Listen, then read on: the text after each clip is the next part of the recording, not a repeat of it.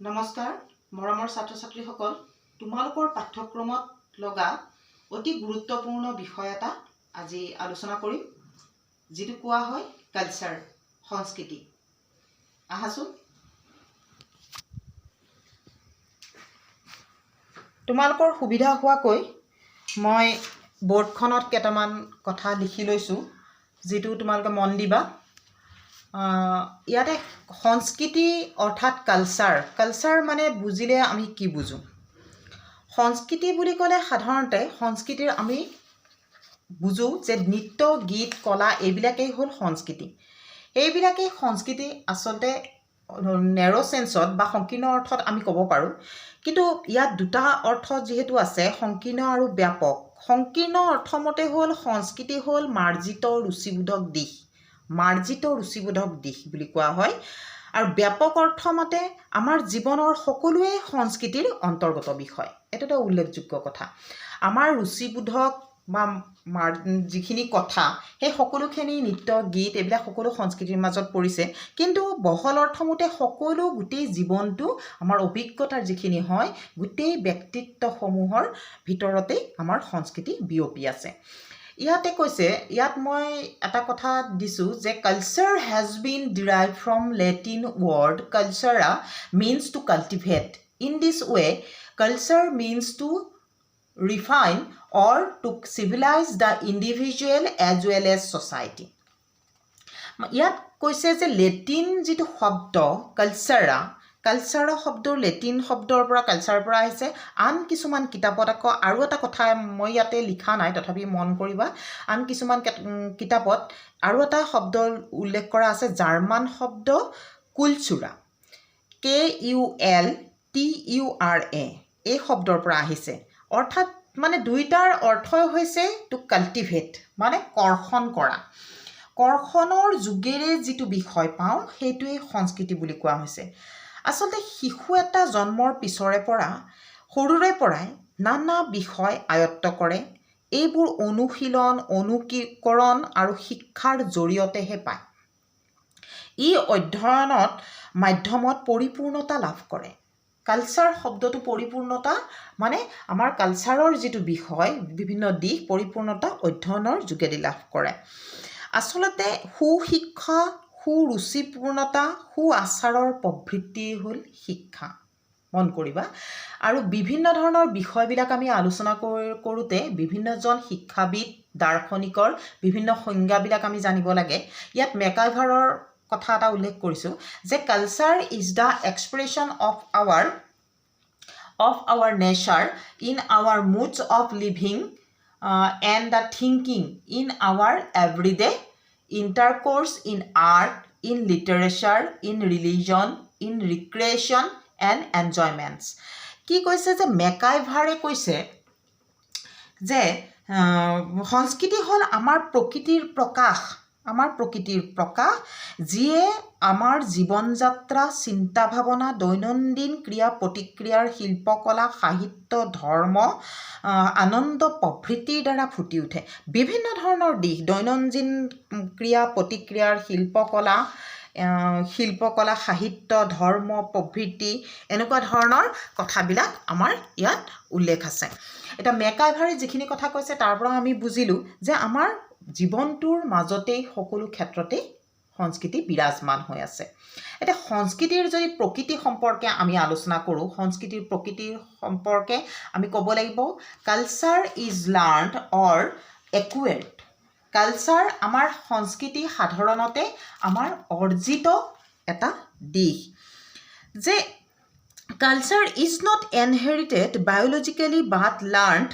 biologically but learned socially by man. The newborn baby is like a clean slate. কি কৈছে আমাৰ অৰ্জিতটো কিয় কৈছে যে আমি সংস্কৃতি সাধাৰণতে আমি জন্মসূত্ৰে নাপাওঁ ইয়াক আমি অৰ্জন কৰিব লাগিব ইয়াক আমি ইয়াৰ পৰা আমি শিক্ষা লাভ কৰিব লাগিব এটা শিশু যেতিয়া জন্ম হয় সি এটা ক্লিন পৰিষ্কাৰ স্লেট ফলি এখনৰ লগত তুলনা কৰিছে when it grows it acquires different ideals attitudes values skills beliefs traditions and style of living and thinking in social context আৰু শিশুটোৱে যেতিয়া পৰিষ্কাৰ স্লেটৰ নিচিনা থাকে কিন্তু লাহে লাহে যেতিয়া ডাঙৰ হয় ছ'চিয়েল কণ্টেক্ট সামাজিক যিটো যোগাযোগৰ মাধ্যমত বিভিন্ন ধৰণৰ কথাবিলাক বা বিভিন্ন ধৰণৰ দিশৰ বিকশিত হ'বলৈ ধৰে এনেকৈ হ'ল সেইকাৰণে সংস্কৃতি আমাৰ অৰ্জিত বুলি কৈছে তাৰপিছতো হৈছে কালচাৰ ইজ ছ'চিয়েল সামাজিক সংস্কৃতি এক সামাজিক মানে দিশ যে culture is a product of ছ'চাইটিখনৰে প্ৰডাক্ট ছ'চাইটিখনৰ মাজতে সমাজখনৰ মাজতে ই উৎপন্ন হয় it originates and develops through social interaction আৰু ইয়াৰ মানে অৰিজিনেলি আচলতে প্ৰকৃতভাৱে ই কি ছ'চিয়েল ইণ্টাৰেকশ্যন সামাজিক পাৰস্পৰিকতাৰ মাধ্যমত ই ডেভেলপছ হয় যে বিভিন্ন ধৰণৰ কথাবিলাক ই বিকশিত কৰে যে man cannot acquire culture in the absence of association with other human beings যে মানুহে বেলেগৰ লগত কণ্টেক্ট নকৰাকৈ বিভিন্ন ধৰণৰ কথাবিলাক শিকিব নোৱাৰে মানে সংস্কৃতিটো তাত ডেভেলপ নহয় এইটো কথা মন কৰিবলগীয়া তাৰপিছতো আহিল culture is shared the culture of man such as customs traditions beliefs ideas values morals are all shared by people of a group or society এটা গ্ৰুপ এটা দল বা এটা এখন সমাজৰ মাজত এই বিভিন্ন ধৰণৰ দিশবিলাক customs tradition believes ideas values এইবিলাক আমি শ্বেয়াৰ কৰা হয়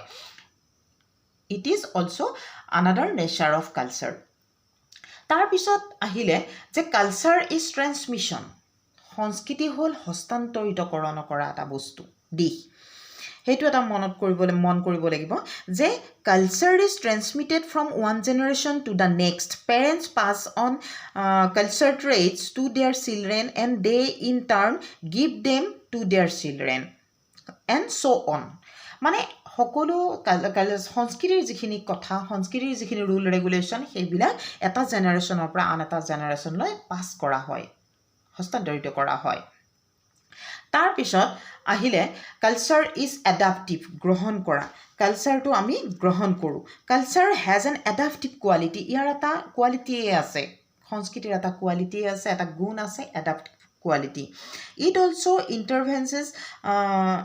intervenes in the natural environment and helps man in his process of adjustment আমাৰ মানুহক ব্যক্তিক এখন সমাজৰ লগত সমাযোজন ঘটোৱাৰ ক্ষেত্ৰত সংস্কৃতিয়ে যথেষ্টখিনি সহায় কৰে তাৰপিছত আহিলে culture is different according to environment ইয়াৰ বিভিন্ন ধৰণৰ পৰিৱেশ লগত বিভিন্ন ধৰণৰ সমাজৰ লগত ই সংস্কৃতি বেলেগ ধৰণৰ হয় মানে every society has its own culture which differs from society to society বেলেগ ধৰণৰ সমাজ অনুযায়ী বেলেগ ধৰণৰ মানে সংস্কৃতি দেখিবলৈ পোৱা যায় কালচাৰ ইজ মেন মেড মানৱ সৃষ্ট যে সংস্কৃতি এটা মানৱ সৃষ্ট বস্তু most part of human culture is made by man himself for his social and economic life তেওঁৰ সামাজিক আৰু অৰ্থনৈতিক জীৱনৰ কাৰণে যে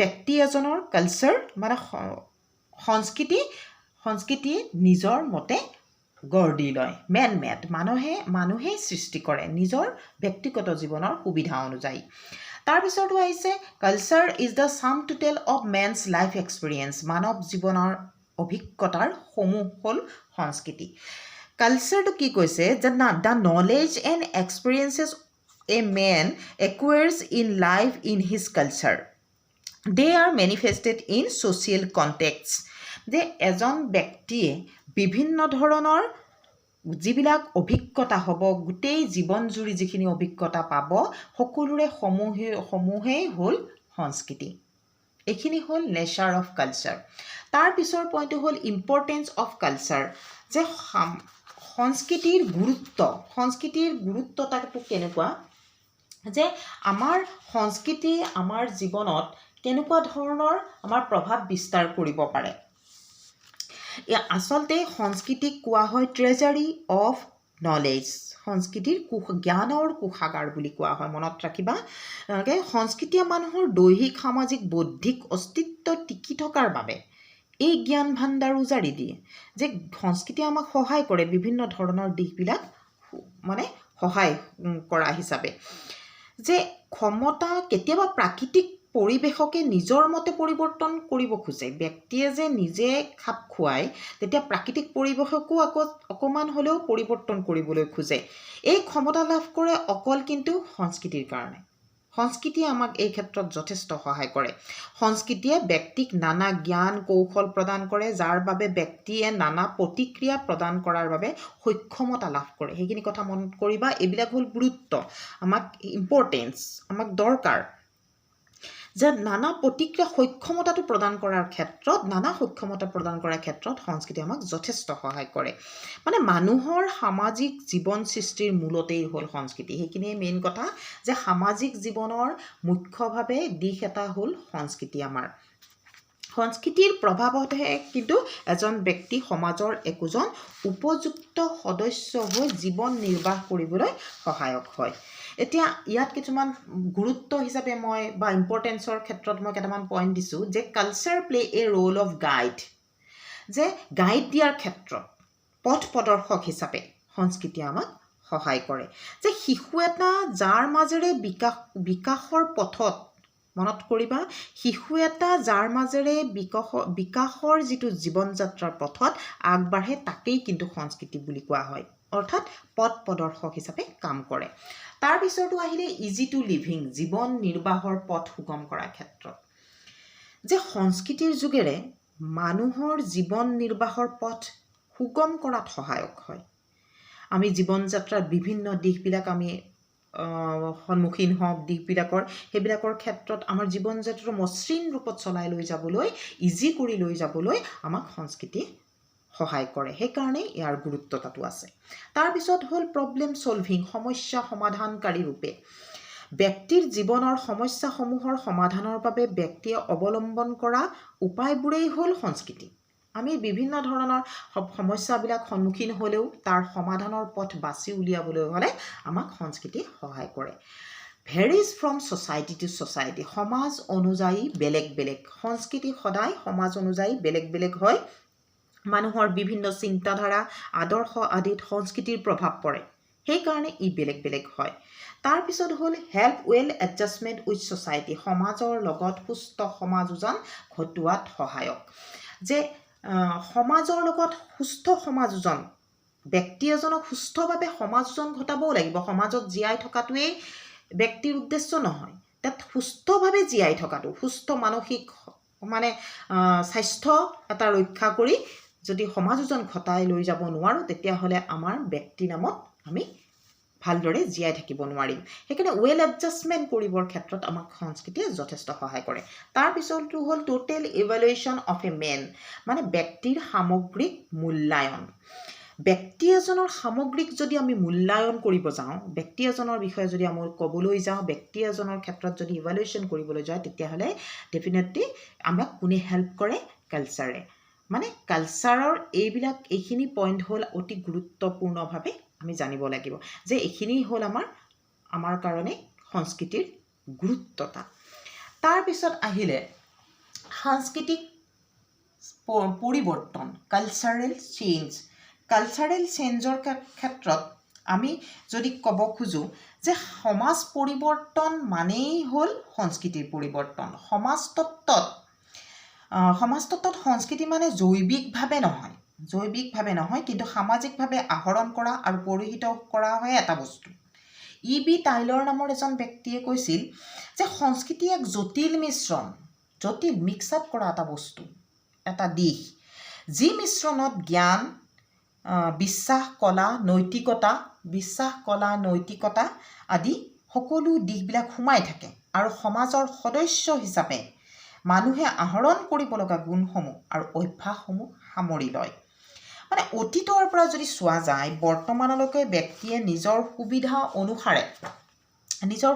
অনুসাৰে বিভিন্ন ধৰণৰ সকলো প্ৰণালীৰ বস্তুৰ পৰিৱৰ্তন ঘটোৱা দেখা যায়। এই পৰিৱৰ্তন সময় অনুযায়ী ভিন্ন ৰূপত প্ৰকাশ পায়, সময় অনুযায়ী ভিন্ন হয়। ব্যক্তিয়ে এনে পৰিৱৰ্তন ঘটালে সকলো ক্ষেত্ৰতে ইয়াৰ প্ৰভাৱ পৰে। সেইকাৰণে সাংস্কৃতিক পৰিৱৰ্তন মানে কি? সমাজ পৰিৱৰ্তন হ'লেই সাংস্কৃতিক পৰিৱৰ্তনটো আমি দেখা পোৱা যায়। মানে ইয়াত কৈছে any change that takes place in the realm of culture can be called cultural change. সাংস্কৃতিক পৰিৱৰ্তন সংস্কৃতিক বেছ কৰি পেলাই যদি সংস্কৃতিক ভিত্তি কৰি পেলাই পৰিৱৰ্তন হোৱা কোৱা হয় তেতিয়াহ'লে তাক সংস্কৃতি পৰিৱৰ্তন বুলি কোৱা হয়। ইয়াৰ কিছুমান কজ ইয়াত লিখা আছে যে এক্সপানশ্যন প্ৰসাৰতা, যে প্ৰসাৰতাই আমাক কেনেদৰে আমাৰ সংস্কৃতিৰ পৰিৱৰ্তন ঘটাব পাৰে। এই ক্ষেত্ৰত যে সাংস্কৃতিক প্ৰসাৰ এক অবিচ্ছিন্ন প্ৰক্ৰিয়া, একচুৱেলি আমি জানিব লাগিব এটা অবিচ্ছিন্ন প্ৰক্ৰিয়া, ই চলি থাকে, ই সদায় একেদৰে নাথাকে, কেতিয়াবা ইয়াৰ গতি মন্থৰ হয়, কেতিয়াবা দ্ৰুতও হয়, সেইবাবেও সাংস্কৃতিক পৰিৱৰ্তন হ'ব পাৰে। তাৰ পিছৰটো হ'ল ডাইনেমিক, গতিশীলতা, যে সংস্কৃতিৰ এটা বৈশিষ্ট্য হ'ল গতিশীলতা, অৰ্থাৎ ইয়াৰ আন্তঃক্ৰিয়া ঘটে, ভিতৰতেই আন্তঃক্ৰিয়া ঘটে আৰু পৰিৱৰ্তন হয়, তেতিয়াই সংস্কৃতিৰ পৰিৱৰ্তনটো দেখা পোৱা যায়। আৰু কেতিয়াবা এনেকুৱা হয় এখন সমাজৰ সংস্কৃতি অন্য এখন সমাজৰ সংস্কৃতিৰ যদি ওচৰ চাপি আহে তেতিয়াও ফলস্বৰূপে ইয়াৰ আদৰ্শ প্ৰতীক বিনিময় হয় আৰু পৰিৱৰ্তন দেখা যায়। তাৰ পিছৰটো হ'ল মিক্স আপ, সানমিহলীকৰণটো কি? ভিন্ন সংস্কৃতিৰ মাজত হোৱা পাৰস্পৰিকতা।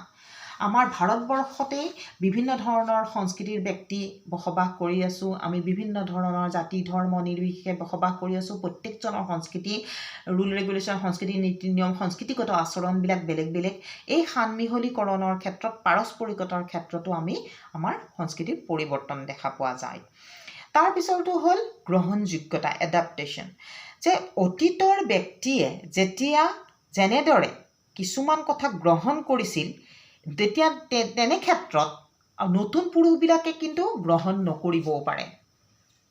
তেওঁলোকৰ মনত যদি ভাল নালাগে তেতিয়া তেওঁলোকে অকণমান সেইটো সংশোধন কৰি পেলাই গ্ৰহণ কৰিব পাৰে বা অকণমান চেঞ্জ এটা কৰি দিব পাৰে, অকণমান পৰিৱৰ্তন কৰা দেখা পোৱা যায়।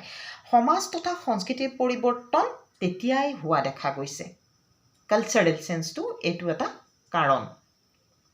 তাৰপিছতো হ'ল নিউ বেছ, নতুনত্ব। সংস্কৃতিৰ পৰিৱৰ্তন, নতুন বস্তুবোৰে নতুন চিন্তাধাৰাই আনে, ব্যক্তিৰ নতুন নতুন চিন্তাধাৰা, নতুন নতুন আদৰ্শ, নতুন নতুন মূল্যবোধে সংস্কৃতিৰ পৰিৱৰ্তন অনাত সহায় কৰে। নতুনত্বই সদায় সংস্কৃতিৰ পৰিৱৰ্তন আনে। এডপ্ট দ্য নিউ থিং, ন বস্তুক গ্ৰহণ কৰা। এতিয়া আমি সদায় অবস্তুবাদী সামগ্ৰীতকৈ বস্তুবাদী সামগ্ৰীসমূহ সাধাৰণতে বেছি সোনকালে গ্ৰহণ কৰোঁ। তেনে ক্ষেত্ৰতো আমাৰ সংস্কৃতিৰ পৰিৱৰ্তন হোৱা দেখা যায়। এইবিলাক হ'ল সংস্কৃতিৰ পৰিৱৰ্তনৰ একোটা কাৰণ। তাৰপিছত আহিলে কালচাৰেল লেক, সাংস্কৃতিক পশ্চাদবৰ্তিতা বুলি কোৱা হয়। সাংস্কৃতিক পশ্চাদবৰ্তিতা বিষয়টো প্ৰথম অকবাৰ্ণ নামৰ WF অকবাৰ্ণ নামৰ ব্যক্তি এজনে তেওঁৰ নিজৰ কিতাপ এখন ছ'চিয়েল চেঞ্জ, সামাজিক পৰিৱৰ্তন নামৰ কিতাপখন 1922 চনত উলিয়াইছিলে। তাতে প্ৰথমবাৰৰ কাৰণে সাংস্কৃতিক পশ্চাদবৰ্তিতা বা কালচাৰেল লেক ৱৰ্ডটো ব্যৱহাৰ কৰিছিল। যে first time WF Ogburn use this word in his book social change in 1922।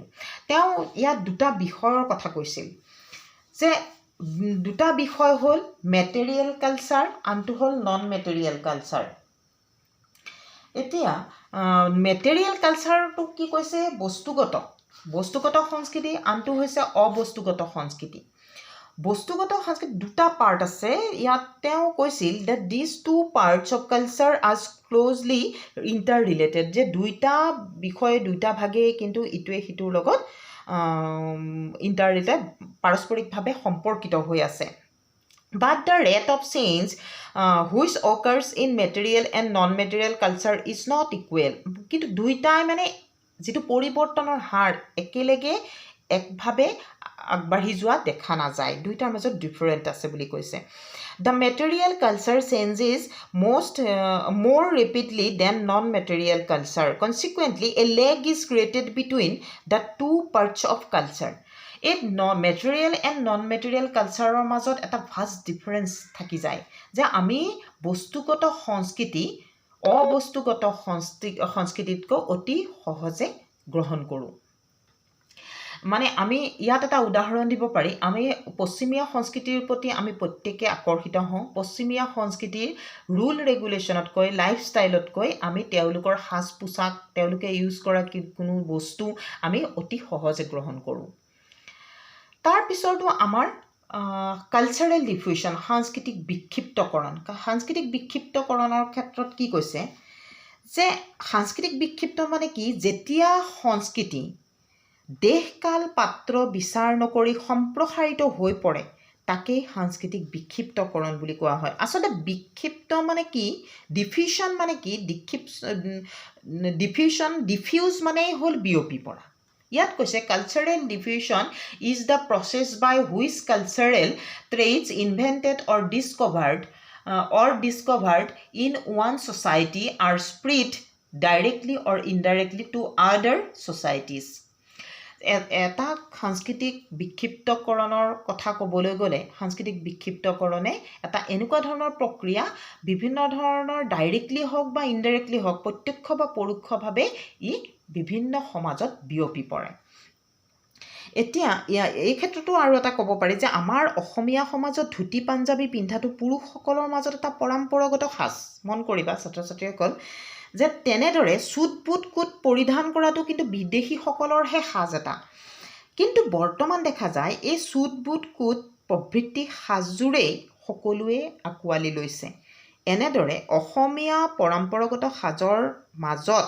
সংস্কৃতিৰ মাজত বিদেশী সাজযোৰৰ যদি সম্প্ৰসাৰণ হৈ যায় তাকেই কোৱা হয় সাংস্কৃতিক মানে বিক্ষিপ্তকৰণ ইয়াৰ কিছুমান কাৰক আছে যেনেকৈ availability of transportation and communication ইয়াত উন্নত যোগাযোগ ব্যৱস্থাটোৱেও আমাৰ সাংস্কৃতিক বিক্ষিপ্তকৰণ কৰাত সহায় কৰিছে অতি সহজে আমি কিছুমান বস্তু পাই যাওঁ অনলাইন শ্বপিঙৰ ক্ষেত্ৰতেই হওক বিভিন্ন ঠাইত আমাৰ বিভিন্ন ধৰণৰ বস্তুবিলাক ওলালেও আমি অতি সোনকালে অতি সহজে আমি তাত ক্ৰয় কৰিব পাৰোঁ এইও আমাক সহায় কৰিব পাৰে ফেক্টৰ্ছ তাৰপিছত মাইগ্ৰেশ্যন প্ৰব্ৰজন এটা দলে আন এটা দলত বা এটা এখন সমাজৰ ব্যক্তিসকলে গৈ আন এখন সমাজত নিগাজিকৈ থাকিবলৈ ল'লে প্ৰব্ৰজন হ'লে তেতিয়াও আমাৰ কালচাৰেল ডিফিউজন হোৱাৰ চান্স থাকে তাৰপিছত এক্সপানশ্যন অফ মাছ মিডিয়া গণমাধ্যমবোৰৰ ব্যাপ্তি গণমাধ্যমবিলাকৰ আজি বৰ্তমান যুগত গণমাধ্যমবোৰৰ ব্যাপ্তিয়েও আমাৰ সাংস্কৃতিক বিক্ষিপ্তকৰণত যথেষ্টখিনি সহায় কৰিছে অতি সোনকালে বিয়পাই দিয়ে বিভিন্ন ধৰণৰ সংস্কৃতিবান দিশৰ কথা তাৰপিছত যুদ্ধও আমাৰ সংস্কৃতিৰ ডিফিউজন কৰাৰ ক্ষেত্ৰত যথেষ্ট সহায় কৰে পৰাজিত যিটো দলক বিজয়ী দলৰ বিভিন্ন ধৰণৰ সংস্কৃতিয়ে প্ৰভাৱান্বিত কৰাৰ উদাহৰণ বহুত আছে তাৰপিছত adaptability of the recipients of the new culture সংস্কৃতিৰ গ্ৰহণযোগ্যতা নতুন সংস্কৃতিৰ গ্ৰহণযোগ্যতাও আমাৰ কালচাৰে সাংস্কৃতিক বিক্ষিপ্তকৰণত যথেষ্ট সহায় কৰে তাৰপিছতো হ'ল new thinking of new generation নতুন পুৰুষৰ নতুন চিন্তাধাৰা নতুন পুৰুষ আজিৰ যুগত যিবিলাক পুৰুষে যেনেকুৱা ধৰণৰ এটা নতুন চিন্তা কৰিব নতুন সমাজৰ কাৰণে তাৰ লগত এডজাষ্ট হোৱাকৈ সমাযোজন ঘটোৱাকৈ তেনেদৰে সেই ক্ষেত্ৰতো তেওঁলোকৰ চিন্তাধাৰা অতি সহজে বিভিন্ন ধৰণৰ প্ৰযুক্তিবিদ্যাৰ মাধ্যমেৰে যোগাযোগ মাধ্যমৰ মাধ্যমেৰে অতি সোনকালে এটা সাংস্কৃতিক বিক্ষিপ্তকৰণত সহায় কৰিব পাৰে তাৰপিছত আমাৰ উল্লেখযোগ্য এটা দিশ হ'ল সাংস্কৃতিক সংহতি কালচাৰেল ইণ্টিগ্ৰেশ্যন সাংস্কৃতিক সংহতিৰ ক্ষেত্ৰত ইয়াত কৈছে unity with different types of caste creed community religion etc with the help of UNESCO create a society of world না আমাৰ ভাৰতবৰ্ষৰ নিচিনা ঠাইত বিভিন্ন ধৰণৰ জাতি ধৰ্ম বৰ্ণ নিৰ্বিশেষে যদি আমি বাস কৰোঁ বিভিন্ন ধৰণৰ আমাৰ সাংস্কৃতিক দিশবিলাক আছে সেইবিলাকৰ জৰিয়তে ইউনেস্কো নামৰ এটা বিশ্ব যিটো সাংস্কৃতিক এটা অৰ্গেনাইজেশ্যন আছে সেই সাংস্কৃতিক অৰ্গেনাইজেশ্যনৰ গঠন এটা কৰি এটা নতুনকৈ এখন সমাজ সৃষ্টি কৰিছে যিটো গোটেই পৃথিৱীখনকে গোলকীয়কৰণ বা বিশ্বায়ন কৰাৰ ক্ষেত্ৰত আমাক সহায়ক হৈছে ই যথেষ্টখিনি একত্ৰিত কৰাৰ ক্ষেত্ৰত সহায়ক কৰিছে মানে ই এক গতিশীল এটা শক্তি যাৰ দ্বাৰা বিভিন্ন জাতি উপজাতিৰ সংস্কৃতিগত দিশবোৰক একত্ৰিত কৰি তুলিব পাৰি সেইকাৰণে ইয়াক কোৱা হয় সাংস্কৃতিক সংহতি এটা মন কৰিবা যে এখন নিৰ্দিষ্ট সমাজত সকলো মানুহে মানিব পৰাকৈ কিছুমান নীতি নিয়ম আইন প্ৰথা নিৰ্ধাৰণ কৰি দিয়া হয় এখন ঠাইৰ বিভিন্ন অঞ্চলত বসবাস কৰা ব্যক্তিসকলৰ ভিন ভিন সংস্কৃতি পৰম্পৰা সংস্কৃতি পৰম্পৰা বৈশিষ্ট্যসমূহ একতাৰ বান্ধোনেৰে বান্ধিবলৈ সংস্কৃতিৰ অতি প্ৰয়োজন হৈ যায়। মৰমৰ ছাত্ৰ ছাত্ৰীসকল, তোমালোকে এইটো কথা মন কৰিব লাগিব যে আমাৰ সামাজিক একতা থাকিলেও আমাৰ সাংস্কৃতিক একতাও আমাৰ সংহতিও অতি দৰকাৰ হয়। তাৰ পিছৰ পইণ্টটো হ'ল relation between education and culture. এতিয়া শিক্ষা আৰু সংস্কৃতিৰ মাজত কেনেদৰে সম্পৰ্ক আছে। শিক্ষা আৰু সংস্কৃতিৰ মাজত অতি বেছি সম্পৰ্ক আছে যে কালচাৰ বেছড ইণ্ডিভিজুৱেল, প্ৰত্যেকজন ব্যক্তিক একোজন সংস্কৃতিবান ব্যক্তি হিচাপে সজাবৰ কাৰণে শিক্ষাই যথেষ্টখিনি সহায় কৰে আৰু শিক্ষাৰ জৰিয়তে এইটো সম্ভৱ হৈ পৰে। প্ৰিজাৰ্ভ দ্য নেশ্যনেল ট্ৰেডিশ্যন, জাতীয় পৰম্পৰাবোৰ সংৰক্ষণ কৰা। আমি প্ৰত্যেকজন ব্যক্তি, সমাজৰ প্ৰত্যেকজন ব্যক্তিৰ এটা দায়িত্ব, এটা ৰেছপনচিবিলিটি যে আমি আমাৰ পৰম্পৰাবোৰ সংৰক্ষণ কৰিব লাগে আৰু এইটো ক্ষেত্ৰত কিন্তু শিক্ষাই গুৰুত্বপূৰ্ণ ভূমিকা গ্ৰহণ কৰা দেখা যায়। শিক্ষাৰ জৰিয়তে এটা জেনেৰেশ্যনৰ পৰা এটা দলৰ পৰা আন এটা দললৈ হস্তান্তৰিত হয়। তাৰপিছত change the thinking of new generation, নপুৰুষৰ দৃষ্টিভংগী সলনি। যিটো ক্ষেত্ৰত আমাৰ নপুৰুষৰ দৃষ্টিভংগী অতি নেতিবাচক আছিল, সেই নেতিবাচকটো ইতিবাচক কৰাৰ ক্ষেত্ৰত আমাৰ শিক্ষাই যথেষ্ট গুৰুত্বপূৰ্ণ ভূমিকা গ্ৰহণ কৰা দেখা যায়।